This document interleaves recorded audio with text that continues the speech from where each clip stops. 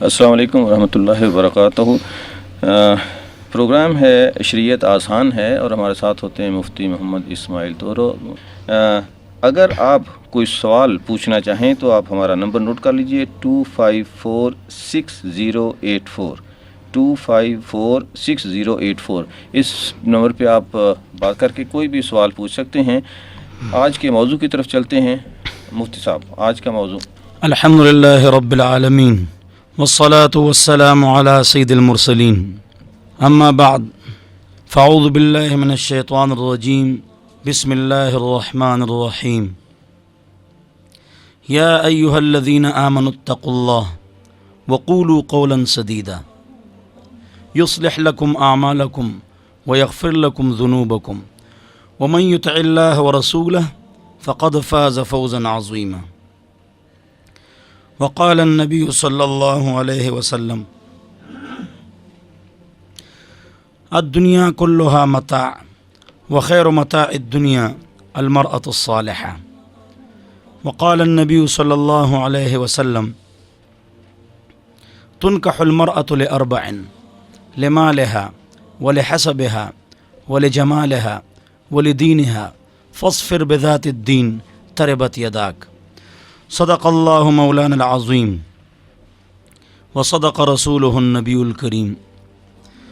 میرے محترم اور مکرم بزرگوں، دوستوں اور ساتھیوں، اور میری قابل احترام ماں اور بہنوں، منگل کے دن مختلف موضوعات کو ہم بیان کر چکے ہیں۔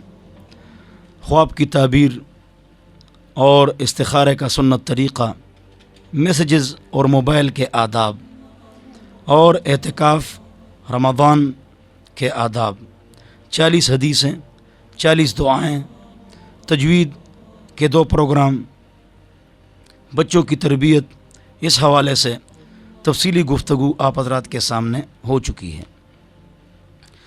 آج ہمارا موضوع ہے نکاح، طلاق، عدت، خرچہ، خلا۔ یہ بہت ضروری موضوع ہے، تو آج اسی کو ہم لیتے ہیں۔ حضور اکرم صلی اللہ علیہ وسلم کا ارشاد ہے تنکح المرأة لأربع، 4 وجوہات سے خاتون سے شادی کی جاتی ہے۔ کبھی مال کی وجہ سے کہ وہ مالدار ہے، کبھی حسب و نسب کی وجہ سے، اور کبھی خوبصورتی کی وجہ سے، اور کبھی دین کی وجہ سے۔ آپ دین کو ترجیح دیں اور ایک خاتون میں دینداری، اخلاق، کردار، حسن سیرت، اس کو دیکھیں، شادی کریں۔ لہٰذا مال کے پیچھے جو جائے گا وہ ختم ہو جائے گا، حسن کے پیچھے جو جائے گا وہ ختم ہو جائے گا، حسب و نسب آخرت میں کام نہیں آئے گا، اور خاتون خانہ تب بنتی ہے جب اس میں دین ہو، اخلاق ہو، کردار ہو، صبر ہو، شکر ہو، عاجزی ہو، انکساری ہو، خدمت ہو، جذبہ ہو۔ اور یہ چیزیں جو ملتی ہیں نا، صبر ہے، محبت ہے، الفت ہے، عاجزی ہے، شکر ہے، انکساری ہے، یہ ہم کو یہ چیزیں دین سے ملتی ہیں۔ ہم نے فزکس پڑھ لی، کیمسٹری پڑھ لی، باٹنی پڑھ لی، میتھس پڑھ لی، لاگرتم ہم نے PhD کر لی، تو وہ ایک فن اور آرٹ ہے، ضروری ہے، سیکھیں گے، لیکن اس سے اخلاق اور کردار نہیں آئے گا۔ وہاں آپ جائیں گے تو آپ کو اخلاق نہیں سکھائے جائیں گے، ایک فن آپ کو دے دیا اور آپ جائیں اور ملازمت کریں اور پیسے کمائیں، اور یہ جائز ہے۔ یہ جو اخلاق ہے، کردار ہے، دوسرے مسلمان کو تکلیف نہیں دینا ہے، اور عزت ہے، تکریم ہے، عفت ہے، عصمت ہے، یہ چیزیں ہم کو دین میں ملیں گی۔ اخلاق اور کردار اور اچھے سلوک پڑوسی کے ساتھ، بیوی کے ساتھ، بیٹے کے ساتھ، ملازم کے ساتھ، یہ تمام چیزیں ہم کو ملیں گی دین میں، شریعت میں۔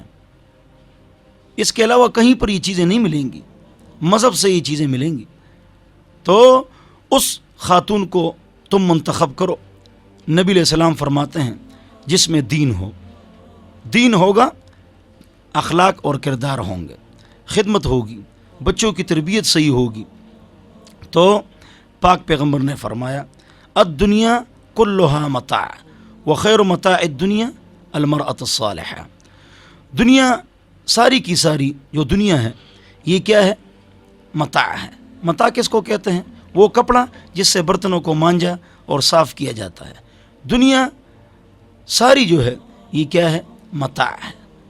پھر حضور فرماتے ہیں وخیر متاع الدنیا المرأۃ الصالحہ، بہترین متاع نیک خاتون ہے، اچھی خاتون ہے۔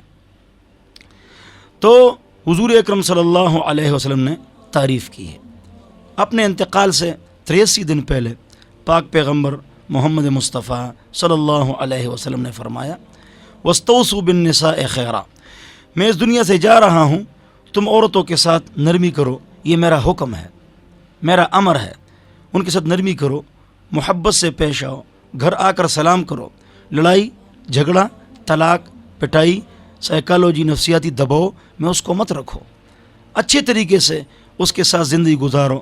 محمد مصطفیٰ صلی اللہ علیہ وسلم نے یہ فرمایا، بلکہ انتقال جب ہو رہا تھا تو یہ بھی فرمایا تھا کہ وما ملکت یمینکم، میں اس دنیا سے جا رہا ہوں لیکن آپ کے جو دست نگر ہیں، چاہے آپ کا بیٹا ہے یا بیوی ہے یا ملازم ہے یا غلام ہے، تو ضروری ہے کہ آپ اس کے ساتھ اچھے سلوک کے ساتھ پیش آئیں، اس کی طاقت سے زیادہ اس پر کام نہ ڈالیں اور محبت و الفت کے ساتھ اس کے ساتھ پیش آئیں۔ تو حضور اکرم صلی اللہ علیہ وسلم نے انتقال سے 83 دن پہلے اور انتقال کے دن یہ بات ارشاد فرمائی تھی الصلاۃ الصلاۃ، نماز کی پابندی کرو، وما ملکت یمینکم، اور آپ کے جو دست نگر ہیں ان کا خیال کرو، ان کے ساتھ زیادتی مت کرو۔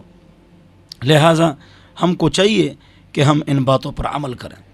حضور اکرم صلی اللہ علیہ وسلم کا ارشاد ہے یا معشر الشباب من استطاع منکم الباءۃ فلیتزوج ومن لم یستطع فعلیہ بالصوم، اے نوجوانوں کی ٹولی، اے نوجوانوں کی جماعت، تم میں سے جس کے پاس طاقت اور قوت ہو وہ شادی کرے، وہ شادی کرے، اور جس میں طاقت نہ ہو وہ روزہ رکھے، فإنہ لہ وجا، یہ شہوت کو توڑنے والی چیز ہے۔ لہٰذا اپنے آپ کو گناہ سے بچانا ہے۔ نکاح یہ آدھا ایمان ہے اور صفائی بھی آدھا ایمان ہے، لہٰذا ان باتوں پر ہم نے عمل کرنا ہے۔ پاک پیغمبر محمد مصطفیٰ صلی اللہ علیہ وسلم کا ارشاد ہے مروا اولادکم بالصلاۃ اذا بلغوا 7، اپنی اولاد کو نماز کا حکم دے دو جب وہ 7 سال کے ہو جائیں، وضربوہم بہا اذا بلغوا 10، اور ان کو مارو جب وہ 10 سال کے ہو جائیں اور نماز نہ پڑھیں تو ان کو مارو۔ قرآن میں بیوی کے لیے مارنے کا ذکر ہے کہ بیوی کو مارو، یا یہ جو ذکر ہے کہ اولاد کو مارو، تو مارنے کو سمجھنا چاہیے کہ اس سے کیا مراد ہے۔ یہ جو ایک مسواک جتنا ڈنڈا ہو اور 3 مسواک مارنا جائز ہے۔ یہ جو ہم مارتے ہیں تھپڑ چہرے پر، یہ گناہ کبیرہ ہے۔ جو تم میں سے مارے فلیتق الوجہ، وہ چہرے سے بچے، اللہ نے اپنے ہاتھ سے اس کو پیدا فرمایا ہے۔ لہذا چہرے پر مارنا تھپڑ یہ گناہ کبیرہ ہے۔ اس کے علاوہ مارنا ہے 3 ڈنڈے اور مسواک جتنے، اور اس سے داغ نہ لگ جائے، ہڈی نہ ٹوٹے۔ شریعت میں اس کو کہتے ہیں مار، شریعت میں اس کو کہتے ہیں مار۔ اور اس کے علاوہ جو آج کل گھروں میں پٹائی کا ماحول ہے تو یہ بہت برا ہے، اللہ ہم سب کو محفوظ فرمائے۔ ایک مرتبہ عبداللہ بن مسعود رضی اللہ عنہ اپنے غلام کی پٹائی کر رہے تھے، پیچھے سے محمد مصطفیٰ صلی اللہ علیہ وسلم آئے تو حضور نے فرمایا للہ اقدر علیک منہ، اللہ تعالیٰ آپ پر زیادہ قادر ہے، جو آپ اس غلام پر قادر ہیں اور آپ اس کی پٹائی کر رہے ہیں، اللہ تعالیٰ آپ پر زیادہ قادر ہیں۔ تو جب پیچھے دیکھا وہ محمد مصطفیٰ صلی اللہ علیہ وسلم تھے، تو حضور اکرم صلی اللہ علیہ وسلم کھڑے تھے۔ حضرت عبداللہ بن مسعود رضی اللہ عنہ نے فرمایا، کہا، عرض کی یا رسول اللہ، اس کو میں اللہ کی رضا کے لیے آزاد کرتا ہوں۔ آج کل غلام تو نہیں ہے، اس وقت غلام کی قیمت آج کل کے اعتبار سے 12 لاکھ سے لے کر 15 لاکھ روپے تھے۔ اب آپ خود دیکھیں کہ اس نے بڑی قربانی کی، کتنی بڑی قربانی کی۔ اس نے کہا یا اللہ، یا رسول اللہ، یا رسول اللہ، یہ غلام آزاد، تاکہ میرے گناہ معاف ہو جائے، میں نے اپنے غلام کو جو مارا ہے۔ تو ہم کو چاہیے کہ لڑائی پٹائی جھگڑا ان چیزوں سے ہم بچیں اور عورتوں کے ساتھ اچھے سلوک کریں. دیکھو عمر رضی اللہ عنہ کے بارے میں آتا ہے کہ عمر رضی اللہ عنہ بہت سخت ہے، حدیث میں آتا ہے، اثر ہے، لیکن جب گھر آتے تھے تو اس طرح رہتے تھے جس طرح بچے رہتے ہیں، بچوں کی طرح. روب جمانا بیوی پر یا بچوں پر یہ اچھی بات نہیں ہے. اللہ فرماتے ہیں، اللہ سفارش فرماتے ہیں وعاشروہن بالمعروف، عورتوں کے ساتھ اچھا سلوک کرو، عورتوں کے ساتھ اچھا سلوک کرو. حضرت مولانا اشرف علی تھانی رحمۃ اللہ علیہ کو کسی نے کہا جب میں گھر آتا ہوں تو میری بیوی جو ہے وہ دبک جاتی ہے، چپ، بات نہیں کرتی ہے، اور بچے بھی شور نہیں کرتے ہیں، چپ ہو جاتے ہیں. یعنی مطلب یہ وہ بتا رہا تھا کہ میرا بڑا روب ہے. حضرت تھانی صاحب نے اس کو سامنے کہا کہ تو کتا ہے، آپ کتے ہیں. وہ فوراً سمجھ گیا کہ مجھ سے غلطی ہو گئی. یہ تو جانوروں سے لوگ ڈرتے ہیں. آپ کی گھر والی آپ کی دوست ہیں تو وہ آپ کے ساتھ ان کا جو سلوک ہو وہ دوستانہ ہو، وہ ایسا نہ ہو کہ اس کو ڈرا دھمکا کے رکھو. یہ گناہ کی بات ہے. جو گھر میں بیوی اور بچوں کے ساتھ سخت رہتا ہے اللہ تعالیٰ باہر اس کو پریشانی مسلط فرما دیتے ہیں، اس پر باہر پریشانی مسلط فرما دیتے ہیں. لہٰذا اس طرح نہیں کرنا چاہیے.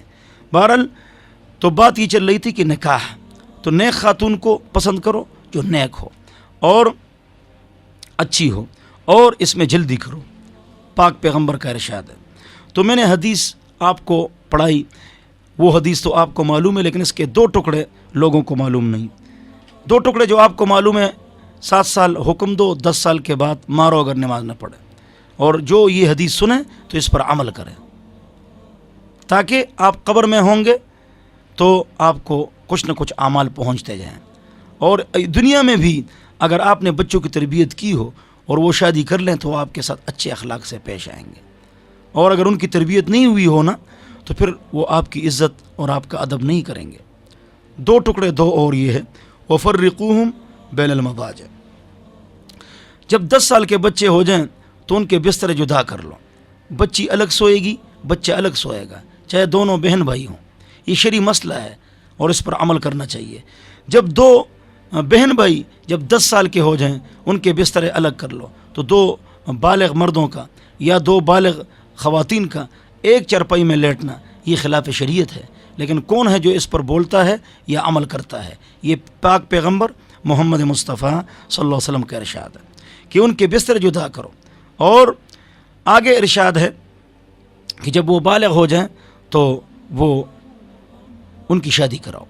بالغ ہو جائیں تو ان کی شادی کراؤ. تو ہم کہاں شادی کراتے ہیں؟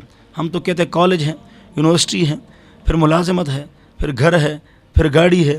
بچے کی عمر 32-33 سال ہو گئی، کہہ رہے اب سٹیٹس پورا ہو گیا، پیروں پر کھڑا ہو گیا، اب اس کی شادی کراؤ. تو اس کی جوانی تو ڈھل گئی. کیا پیروں پر کھڑا ہو گیا؟ جوانی تو اس کی ڈھل گئی. جب وہ بالغ ہو جائے تو اس کی شادی کراؤ. اب فوراً آپ لوگ اپنے ذہنوں میں یہ بات سوچیں گے کہ خرچے، تو شادی پر تو 1 روپیہ خرچہ نہیں آتا. لیکن ہم شریعت سے دور ہو چکے ہیں اور ہمارے پروگرام کا نام بھی ہے شریعت آسان ہے. شریعت آسان ہے، شریعت آسان ہے. حضرت مولانا شیخ الحدیث زکریا رحمۃ اللہ علیہ بہت بڑے بزرگ اور نیک آدمی تھے. وہ فرماتے ہیں میرے لیے 2 رکعت نفل پڑھنا مشکل ہے، لیکن اپنی بیٹی دینا نکاح میں یہ میرے لیے آسان ہے. یہ ہم نے جو کچھ بنایا ہوا ہے یہ جہیز ہے، یہ اسٹیٹس ہے، یہ اپنے پیروں پر ہم کھڑے ہو جائیں، ملازمت مل جائے تو دونوں کی عمریں بڑھتی جا رہی ہیں. 57% مستورات ہیں، 57-58%.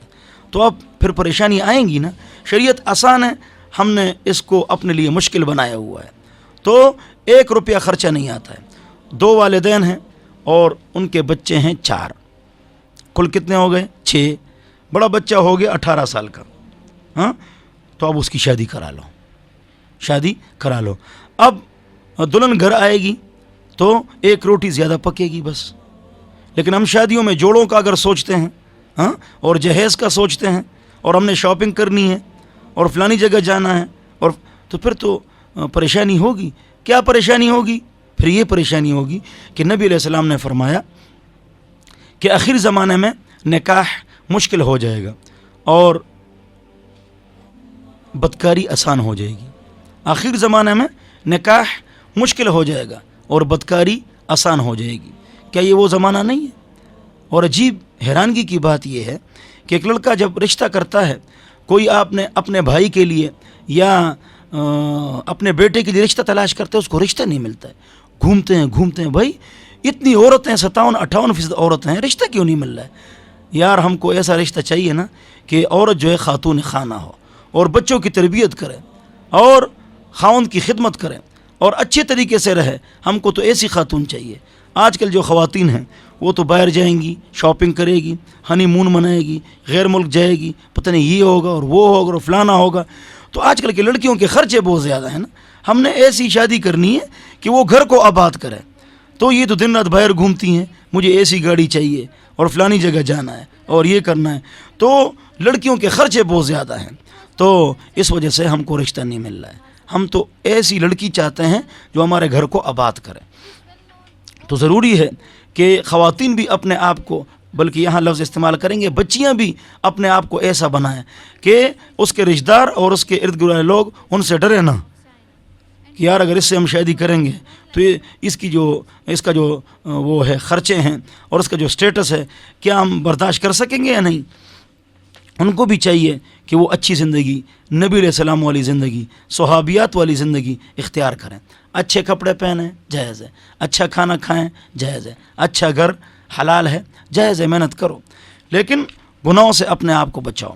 بہرحال کس خاتون کو منتخب کرنا چاہیے اور شادی میں جلدی کرنی چاہیے، یہ بات آپ حضرات کے سامنے آ گئی۔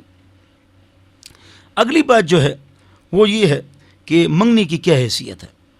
جواب یہ ہے کہ قرآن و حدیث میں اور صحابہ سے منگنی کا کوئی ثبوت نہیں ہے۔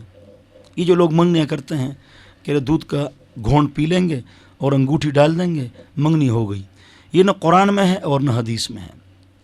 یہ وعدہ نکاح ہے، یہ وعدہ نکاح ہے۔ تو کیا یہ جائز ہے ناجائز ہے؟ جواب یہ جائز ہے۔ وہی رشتہ ہم آپ کو دیں گے، فی الحال نکاح نہیں کرتے ہیں، اس کو کہتے ہیں منگنی۔ یہ وعدہ نکاح ہے، نکاح نہیں ہے۔ اگر کوئی بیوی کو اس میں طلاق دے گا، بیوی تو نہیں بنی ہے، اس خاتون کو طلاق دے گا تو اس سے طلاق واقع نہیں ہوگی، اس لیے کہ نکاح نہیں ہوا ہے۔ اور منگنی وعدہ ہے، اب جہاں منگنی ہو گئی اب وہاں دینا لازم ہے، یہ وعدہ نکاح ہے، اور وعدے کو توڑنا یہ منافقت کی علامت ہے۔ وعدے کو توڑنا یہ منافقت کی علامت ہے، لہٰذا وعدے کو نہیں توڑنا چاہیے، اور جہاں آپ نے زبان دی ہے وہاں پر دے دینا چاہیے، وعدے کو نہیں توڑنا چاہیے۔ ہاں ایک بات ہے، آپ نے اپنی بیٹی ایسے لڑکے کو دے دی کہ وہ اچھا تھا اور منگنی ہوئی تھی، جب نکاح کا زمانہ آ گیا وہ شرابی، بدکار، محلوں میں غلط لڑکوں کے ساتھ گھومنے والا بن گیا۔ اب کیا کیا جائے؟ توجہ، اب یہ کیا جائے کہ وہ رشتہ ادھر سے توڑ سکتے ہیں آپ۔ جب لڑکا بدعمل بن جائے تو اس سے رشتہ توڑنا جائز ہے۔ چنانچہ ابو داؤد شریف میں روایت ہے، جو آدمی کسی کے ساتھ وعدہ کرے اور بعد میں کوئی شرعی عذر پیش آ جائے اور وہ وعدہ توڑ دے تو وہ وعدہ خلاف نہیں ہے۔ لہٰذا اگر وہ لڑکا بدعمل بن چکا ہے تو اگر اس سے رشتے کو توڑ دیا جائے تو شرعاً یہ جائز ہے، درست ہے اور صحیح ہے۔ تو منگنی جو ہے یہ وعدہ نکاح ہے۔ میرے خیال میں منگنی نہیں کرنی چاہیے، بس نکاح اور جلدی جو ہے نا شادی کرنی چاہیے۔ درمیان میں منگنی میں بڑے نقصانات ہوتے ہیں، پھر تعلقات بن جاتے ہیں، گلے شروع ہو جاتے ہیں، دشمن جو لوگ ہوتے ہیں حاسدین دونوں طرف سے انگلیاں مارتے ہیں، تو وہ رشتے کو خراب کر دیتے ہیں اور کام خراب ہو جاتا ہے۔ بس نکاح اور اس کے بعد فوراً رخصتی۔ ہاں یہ بات غور سے سنو اور توجہ سے سنو کہ جو لوگ استخارے کرتے ہیں نا، تو استخارہ سنت ہے، 2 رکعت نفل پڑھیے، استخارہ کی دعا پڑھ لیجئے، بس ابھی پڑھ لیجئے اس وقت۔ رات کو کرنا ضروری نہیں، رات کو کرنا ضروری نہیں، خواب کا نظر آنا ضروری نہیں، 7 مرتبہ کرنا ضروری نہیں، یہ باتیں نہیں ہے قرآن و حدیث میں۔ باب التطوع مشکات جلد اول، اس میں یہی بات ہے کہ بس 2 رکعت نفل اور دعا۔ خواب نظر آیا وہ ایک الگ بات ہے، عالم سے پوچھ لو، عالم سے پوچھ لو، لیکن اس طرح نہیں کرنا چاہیے۔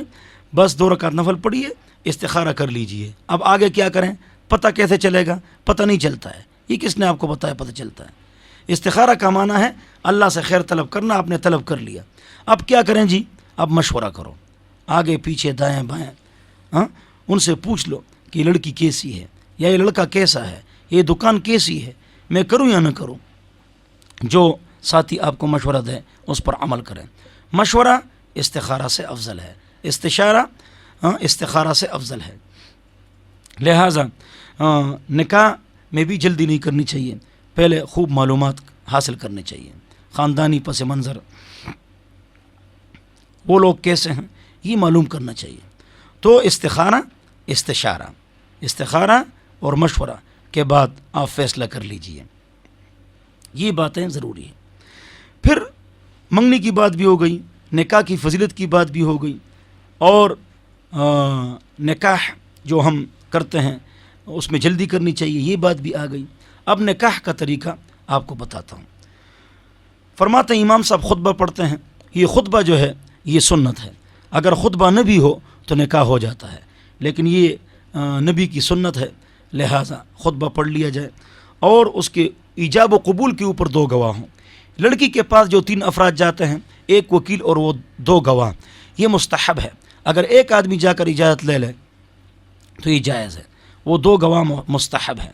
ہو سکتا ہے کل لڑکی انکار کر دے کہ میں نے ہاں کہی نہیں ہے، اس لیے 2 گواہ جاتے ہیں. ورنہ اگر ایک آدمی جا کر والد، چچا، ماموں، ان کو جانا چاہیے جو ان کے محرم ہو. نامحرم نہیں جائیں گے، یاد رکھو اس بات کو. جن سے اس لڑکی کا نکاح نہیں ہو سکتا ہے وہ جائیں گے. اگر وہ میسر نہ ہو تو غیر جا سکتے ہیں. بہرحال اجازت لے لیں تو 2 گواہ یہ مستحب ہے. پھر لڑکی کا وکیل اور لڑکے کے مابین جو ایجاب و قبول ہوتا ہے اس کے اوپر جو 2 گواہ ہیں نا، یہ واجب، فرض اور لازم ہے اور ضروری ہے. چنانچہ حضور اکرم صلی اللہ علیہ وسلم کا ارشاد ہے، ترمذی شریف کی روایت ہے، نہا رسول اللہ صلی اللہ علیہ وسلم عن نکاح خفی، حضور نے چھپ کے نکاح سے منع فرمایا ہے. اگلی روایت ہے، البغایا اللاتی ینکحن بغیر بینہ، ہمارے نبی علیہ السلام فرماتے ہیں وہ عورتیں بدکار ہیں جو بغیر گواہوں کے نکاح کر لیں. منگنی وعدہ میں ایک بات مجھ سے رہ گئی ہے، وہ میں آپ کو بتاتا ہوں. یونیورسٹیوں میں اور آگے پیچھے بعض لڑکے اور لڑکیاں آپس میں وعدہ کر دیتے ہیں قرآن پر کہ ہم آپس میں نکاح کریں گے، یا بغیر گواہوں کے جنا میں نے آپ کو قبول کر دیا، آپ نے مجھے قبول کر دیا. یہ گناہ کبیرہ ہے، اس سے نکاح نہیں ہوتا ہے، یہ نکاح نہیں ہوتا ہے، یہ گناہ ہے. بعض لوگ یہ کہہ دیتے ہیں کہ اللہ اور رسول گواہ ہیں، یہ کہہ دیتے ہیں. فتاوی بزازیہ، فتاوی قاضی خان میں لکھا ہے، جو آدمی نکاح کرے کسی لڑکی کے ساتھ اور وہ یہ کہے کہ اللہ اور رسول گواہ ہے، فقط کفر، یہ آدمی کافر ہو گیا، یہ آدمی کافر ہو گیا. تمام علماء کا اس پر اجماع ہے. تو اس سے بچنا چاہیے، ایسی غلط حرکتیں نہیں کرنی چاہیے. نکاح اس کو کہتے ہیں جو لڑکا اس لڑکی کو باقاعدہ آباد رکھے اور اس کو گھر دے اور اس کو عزت دے اور اس کو بیوی کی طرح رکھے اور معاشرہ اس کو آگے اس کو معاشرتی سسٹم میں اس کو لائے. یہ نہیں کہ بس شادی کر لیجیے، نکاح کر لیا، نہ گواہ ہے، اللہ رسول گواہ، قرآن گواہ. یہ ہم دین کا مذاق اڑاتے ہیں، دین کے ساتھ مذاق کرتے ہیں. تو منگنی کے چیپٹر میں یہ بات میں نے بتانی تھی، وہ بھول گیا. ایک اور بات، بعض اوقات لڑکا اور لڑکی وعدہ کر دیتے ہیں قرآن کے اوپر.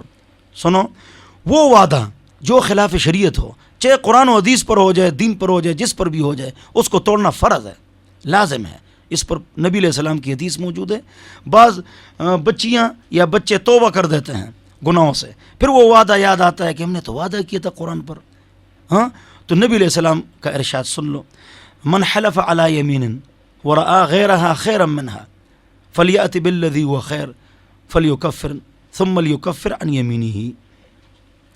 جو آدمی کوئی قسم کھائے، کوئی وعدہ کرے اور کسی کے ساتھ کوئی عہد و پیمان کرے، قسم کھائے کہ میں اس طرح کروں گا، اور بعد میں اس کو خیال آ جائے کہ یہ تو غلط ہے، نبی فرماتے ہیں چاہے آپ نے قسم کھائی ہے، قسم توڑ دو، کفارہ ادا کرو، لیکن وہ بات مت کرو، اس لیے کہ وہ خلاف شریعت ہے. قسم کا کفارہ کیا ہے؟ ایک ہے فعل ماضی، خدا کی قسم میں نے ایک کام نہیں کیا، اگرچہ کیا ہے تو اس قسم کا گناہ ہے لیکن کفارہ نہیں ہے. کفارہ تب ہے، غور سے سنو، کفارہ تب ہے جب فعل مستقبل پر وہ کوئی قسم کھائے اس کو توڑے، فیوچر ٹینس، جیسے خدا کی قسم میں یہ کام نہیں کروں گا یا کروں گا، اور اس کا الٹ ہو جائے تو اس میں کیا ہے؟ کفارہ ہے. اس کو سمجھنا چاہیے. کفارہ کیا ہے؟ 10 مسکینوں کو کھانا کھلانا صبح شام پیٹ بھر کے، یا آج کل 60 روپے تو 50 روپے یہی بنتے ہیں، 500 روپے پر 10 مسکینوں کو کھانا کھلایا جا سکتا ہے 2 ٹائم، تب بھی ٹھیک ہے۔ تو یہ جو مالدار ہو اس کے لیے ہے، اور جو غریب ہو تو اس کے لیے 3 دن روزے رکھنا یہ قسم کا کفارہ ہے۔ بہرحال تو غلط وعدے یہ نہیں کرنے چاہیے اور اس سے بچنا چاہیے۔ اللہ ہم سب کو سمجھ عطا فرمائے۔ اب آپ کی شادی ہو گئی، شادی ہونے کے بعد پاک پیغمبر کا ارشاد دلہا کو بھی اور دلہن کو بھی ہے۔ کیا ارشاد ہے؟ جو آپس میں میاں بیوی باتیں کرتے ہیں اس کی خبر اور لوگوں کو دینا، اپنے دوستوں کو۔ نبی علیہ السلام فرماتے ہیں قیامت کے دن اس کو تمام لوگوں کے سامنے ذلیل کیا جائے گا، بے عزت کیا جائے گا۔ اپنی باتیں، میاں بیوی کی جو باتیں ہوتی ہیں کسی اور کو سنانا، چاہے عورت سنائے یا مرد سنائے، قیامت کے دن سر عام اس کو ذلیل کیا جائے گا، اور یہ گناہ کبیرہ ہے اور اس سے بچنا چاہیے۔ تو ان باتوں پر آپ عمل کریں، اپنے دوستوں کو، ساتھیوں کو یہ احادیث سنائیں، ان کو سمجھائیں۔ پھر اس کے بعد اللہ فرماتے ہیں شادی آپ کی ہو گئی، وَعَاشِرُوهُنَّ بِالْمَعْرُوفِ، گویا کہ اللہ فرما رہے ہیں کہ میں کہہ رہا ہوں کہ عورتوں کے ساتھ اچھا سلوک کرو، تو اللہ کی بات ماننی چاہیے، اللہ کی بات ماننی چاہیے۔ اور اچھا سلوک، عمر رضی اللہ عنہ کا واقعہ میں نے آپ کو سنا لیا۔ نبی علیہ السلام جب بھی گھر آئے تو سلام کیا اور ہنسے، سلام کیا اور ہنسے۔ ہمارے مرد گھر آتے ہیں جیسے 99 قتل کیے ایک باقی ہے، نہ سلام، اور منہ چڑھا کے آتے ہیں، تیوری چڑھا کے آتے ہیں، 6 بجے بھی ہوتے ہیں، 12 بجا کے آتے ہیں، تو اس کی بیوی بھی کہے گی کہتی ہے یہ کیا مصیبت آ گئی۔ گھر جاؤ کہو السلام علیکم، ہنس کے جاؤ، یہ سنت ہے اور اس پر عمل کرنا چاہیے۔ اللہ ہم سب کو سمجھ عطا فرمائے۔ بیوی یاد رکھو، یہاں مرد حضرات ناراض نہ ہوں، بیوی جو ہے اس کو خراب کرنے والا مرد ہوتا ہے، وہ اس کا سربراہ ہے، وہ اس کی تربیت کرے، وہ اس کے ساتھ اچھے سلوک کے ساتھ رہے، محبت کے ساتھ رہے۔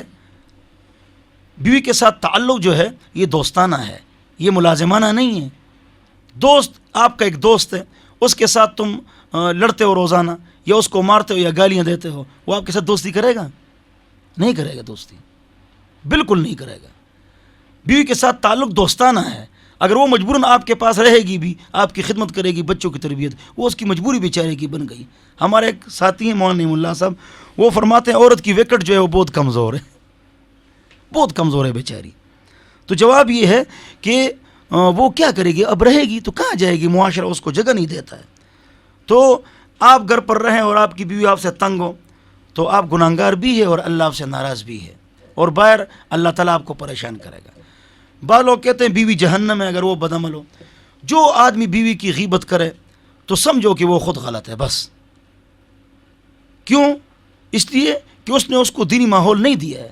ہمارے ساتھی مفتی عبد الرحمن صاحب فرمایا کرتے ہیں کہ بیوی کو اپنے آپ سے مت ڈراؤ، یہ تو گناہ ہے۔ نبی علیہ السلام نے منع فرمایا ہے لا يحل امرئ ان يروع لا يحل لمسلم ان يروع مسلما، مسلمان کے لیے جائز نہیں ہے کسی مسلمان کو ڈرا کے رکھے، دبا کے رکھے، دھمکا کے رکھے، یہ خلاف شریعت ہے۔ آپ اپنی بیوی کو اللہ سے ڈرائیں، اس کو دیندار بنائیں۔ آپ ہوں گے یا نہ ہوں گے وہ اچھی ہوگی، آپ ہوں گے یا نہ ہوں گے وہ اچھی ہوگی، وہ نیک ہوگی۔ بیوی وہ ہے جو خاوند کے مال کی حفاظت کرے، اس کو اڑائے نہ، اس کی عزت کی حفاظت کرے، اس کے دامن کی حفاظت کرے، اس کے بچوں کی تربیت کرے، وہ ہے عورت۔ عورت میں اگر 3 صفات ہو، ہر جگہ اس کی عزت ہوگی اور لوگ اس کی تعریف کریں گے۔ 3 باتیں عورت اپنے اندر پیدا کرے۔ نمبر 1 تقوی، اللہ کا خوف۔ اللہ کا خوف ہوگا تب تمام مسائل حل ہوں گے اور نہیں ہوں گے۔ دوسری بات خدمت، خوب خدمت کرے، گھر میں اپنی ڈیوٹی زیادہ لے لے، خدمت کرے۔ اور نمبر 3 خاموشی، جواب نہ دے، خاموش رہے۔ جواب دے، کب دے؟ جب خاوند کا غصہ ٹھنڈا ہو جائے، وقت گزر جائے، جب اس کا موڈ اچھا ہو کہ آپ نے اس دن جو غصہ کیا تھا وہ تو غلط کیا تھا، وہ بات اس طرح تھی، اس وقت جواب دے گی، معاملہ بگڑ جائے گا۔ اسی طرح بیٹے کو بھی خاموش ہونا چاہیے، شاگرد کو بھی خاموش ہونا چاہیے، کسی اچھے موڈ میں بعد میں اس کو سمجھانا چاہیے۔ تو بہرحال عورت کو چاہیے کہ وہ ان 3 باتوں پر عمل کرے اور اچھے طریقے سے خاوند بھی اس کے ساتھ زندگی گزارے اور اس سلسلے کو چلاتے رہیں۔ آگے اختلاف ہو گیا، اب اختلاف ہو گیا، کیا کیا جائے؟ میاں بیوی میں اختلاف ہو گیا، ایک ہے چھوٹا موٹا اختلاف، آج نمک زیادہ کل چینی زیادہ، یہ تو ہوتا رہتا ہے۔ باقاعدہ ایسا اختلاف ہو گیا کہ اب آپس میں دونوں نہیں مل سکتے ہیں، اب اس کا کیا حل ہے؟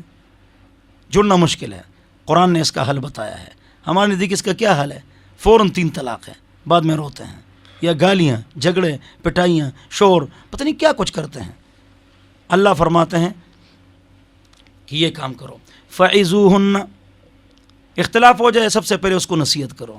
نصیحت ہم کو آتی بھی نہیں ہے، جب وہ غلطی کرتا ہے، شاگرد، مرید، دوست، اپنا جو نا بیٹا، بیوی، جو بھی غلطی کرتا ہے ہم اس کو کلاس مارتے ہیں، بچے کو بھی، یہ غلط ہے۔ اس کو پیار سے بلا کر، نصیحت کا ماحول بنا کر، پیار سے بلا کر نصیحت کا ماحول بنا کر بچے کو، شاگرد کو اور بیوی کو سمجھا دیا جائے طریقے سے، بہت اچھے طریقے، دیکھو یہ ہے، اس طرح ہے۔ نصیحت میں غصہ نہ ہو اور لوگوں کے سامنے نہ ہو۔ النصیحۃ فی المجلس فضیحۃ، لوگوں کے سامنے کسی کو نصیحت کرنا اس کو ذلیل کرنا ہے، لہٰذا مجلس میں اس کو سمجھانا غلط بات ہے۔ ہم بیوی کو کوستے رہتے ہیں اور اس کو باتیں سناتے رہتے ہیں اپنے والدین کے سامنے، بہن بھائیوں کے سامنے، اس کی عزت کو مجروح کرتے ہیں۔ وہ آرام سے بیٹھے گی، اس کو بھی غصہ آئے گا، وہ بھی جواب دے گی۔ اگر ہم اکیلے میں اس کو سمجھائیں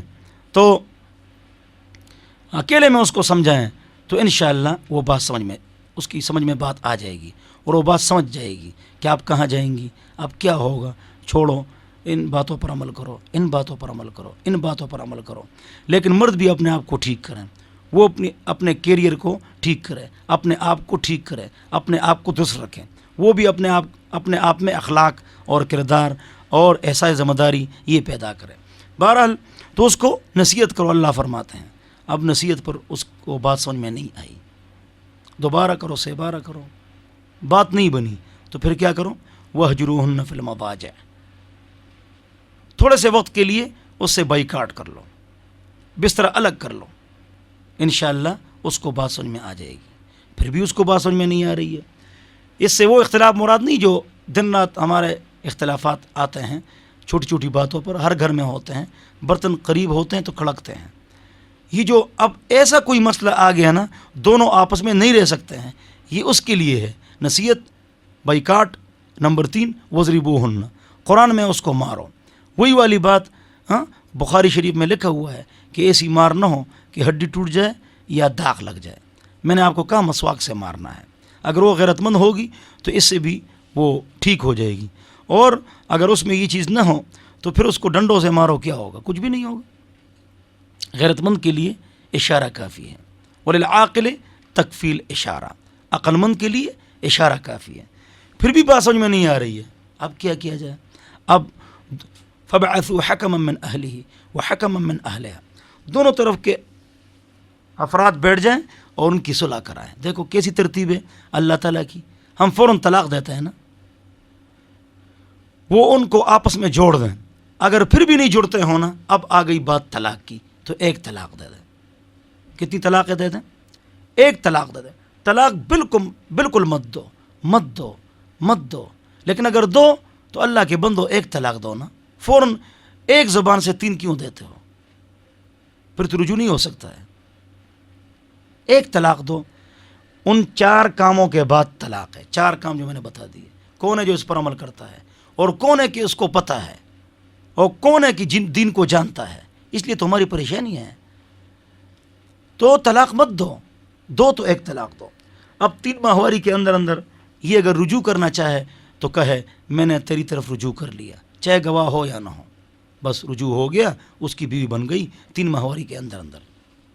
1 چلی گئی طلاق، وہ کوڑ ہوگی، اور 2 باقی ہیں، 2 طلاقیں باقی ہیں، تو 1 طلاق دے دیں۔ اس میں 3 ماہواری میں آپس میں سوچ کا موقع مل جاتا ہے اور صلح کا موقع مل جاتا ہے۔ پھر 1 اور دو، جب بالکل مایوسی ہو جائے پھر 1 اور دو، تو اس ترتیب سے طلاق دو۔ اب طلاق کے احکام سمجھ لیجئے۔ الطلاق مرتان، آیت نمبر 229 سورہ بقرہ، पारा नंबर 2। तलाक 2 बार है, फ़इम्साकुम बिमारूफ और तसरीहुम बिइहसान, अच्छे तरीके से उसको रखो या उसको छोड़ दो। वला तुमसिकूहुन्ना दरारन लितअतदू, औरत को इस तरह अवेज़ां मुअल्लक़ा मत छोड़ो कि न उसको रखो ना बात करो, उसको मैं तकलीफ़ दूंगा, ये गुनाह कबीरा है। पाक रब फरमाते हैं कि ये काम मत करो, या रखो अच्छे तरीके से या छोड़ दो। फ़इम्साकुम बिमारूफ और तसरीहुम बिइहसान, 2 तलाक़ों में रुजू की गुंजाइश है। आगे आयत नंबर 230 सूरह बकरा पारा 2, अल्लाह ताला का इरशाद है, फ़इन तल्लक़हा फ़ला तहिल्लु लहू मिन बअद हत्ता तनकिह ज़ौजन गैरा। अगर तीसरी तलाक़ हो गई अब रुजू की गुंजाइश नहीं है।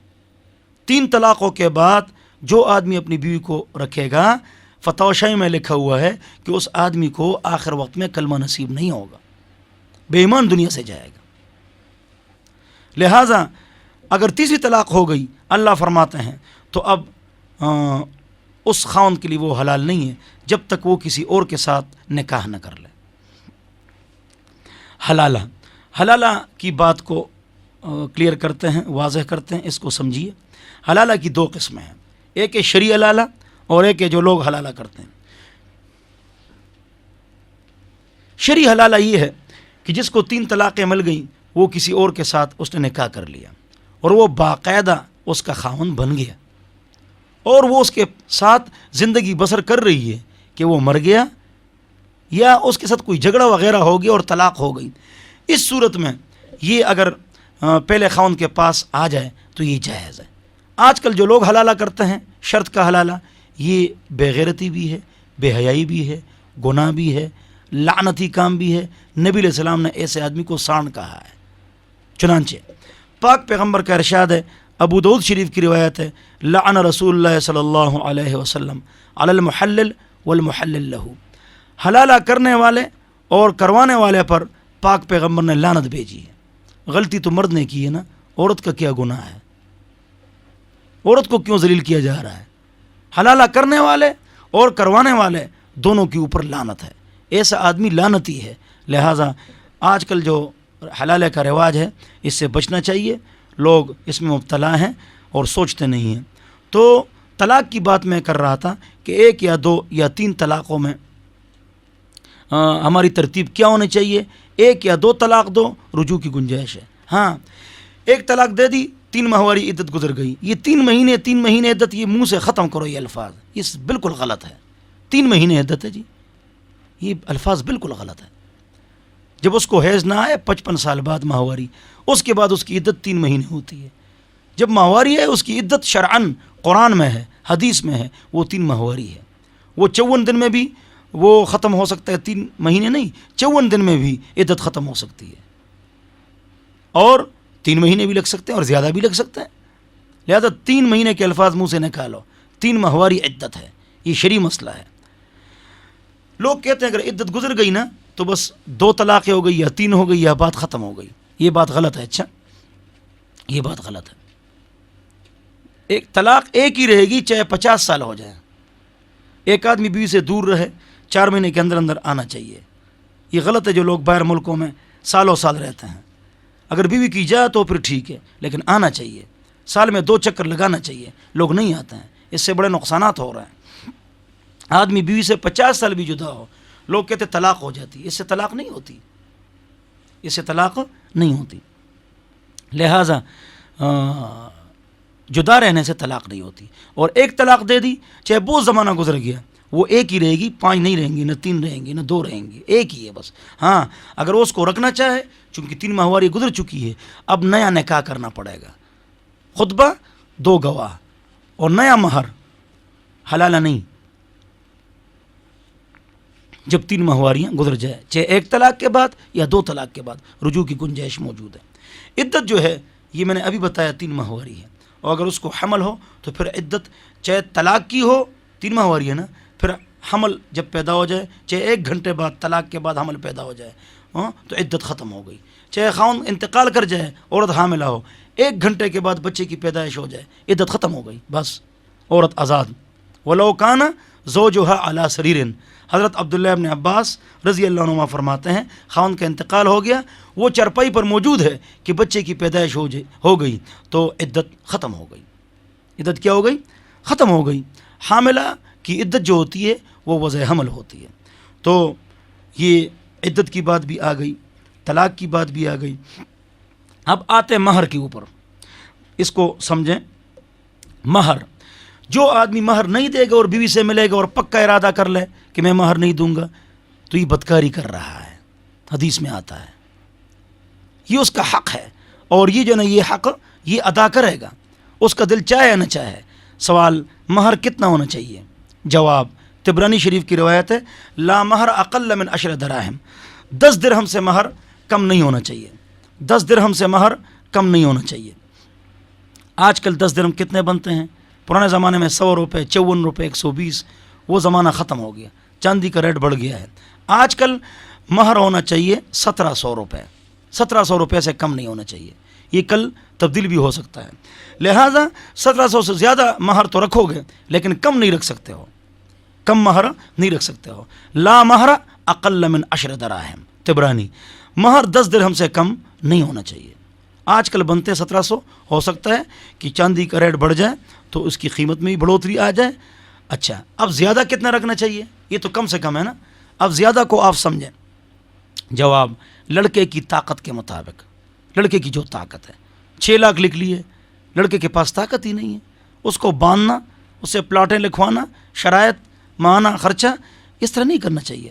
جو نکاح کے وقت پہلے تو اعتماد پیدا کرو نا. اعتماد پیدا ہو گیا نا پھر گڑبڑ نہیں کرنا چاہیے. پھر یہ شرائط شرائط شرائط شرائط جتنی شرائط رکھو گے بیٹی کی زندگی کو خراب کرو گے.